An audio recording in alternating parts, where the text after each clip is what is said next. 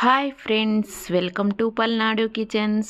ఈరోజు నేను మీకు మంచి స్వీట్ అండి, అప్పటికప్పుడు 10 మినిట్స్లో చేసుకునేటట్టు స్వీట్ చేసి చూపిస్తాను. అందుకోసం ఒక కప్పు అటుకులు తీసుకుంటున్నానండి. ఇవి గట్టి అటుకులండి.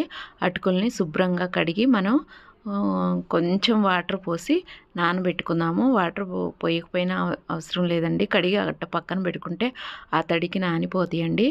అలాగే ఈలోపు అటుకులు నానేలోపు స్టవ్ మీద బాండీ పెట్టుకొని 3 టేబుల్ స్పూన్లు నెయ్యి వేసుకొని సన్నగా కట్ చేసుకున్న జీడిపప్పు, బాదం పప్పు ఫ్రై చేసుకుందామండి. చూశారు కదా, బ్రౌన్ కలర్ వచ్చే వరకు మనం ఫ్రై చేసుకొని ఇప్పుడు నానబెట్టుకున్న అటుకుల్ని బాగా పొడిలాగా పేస్ట్ లాగా చేసుకోవాలండి. చాలా మెత్తగా చేసుకోవాలి అటుకుల్ని. చూశారు కదా, మనం ఫ్రై చేసాం కదా నెయ్యిలో, ఆ డ్రై ఫ్రూట్స్ ఆ బాండీలోనే వేసుకొని ఈ అటుకుల పేస్ట్ని కూడా మనం బాగా ఫ్రై చేసుకోవాలి నెయ్యిలో, మంచి అరోమా వచ్చేంత వరకు.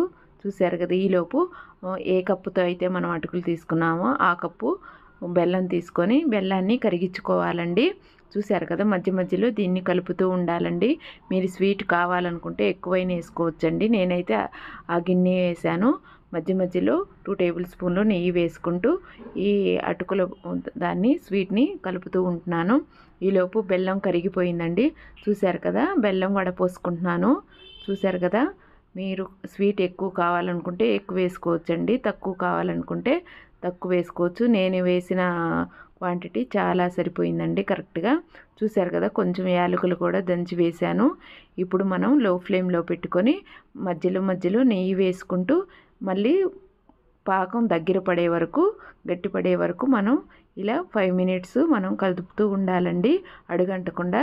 చూశారు కదా, నెయ్యి ఇప్పుడు వదిలేసిందండి. ఇది రెడీ అయిపోయినట్టు. ఇప్పుడు స్టవ్ ఆఫ్ చేసుకొని ఒక 5 మినిట్స్ చల్లారిన తర్వాత సర్వింగ్ బౌల్లోకి తీసేసుకుందాము. చూశారు కదా, సాఫ్ట్గా ఉంటుందండి ఈ హల్వా అయితే.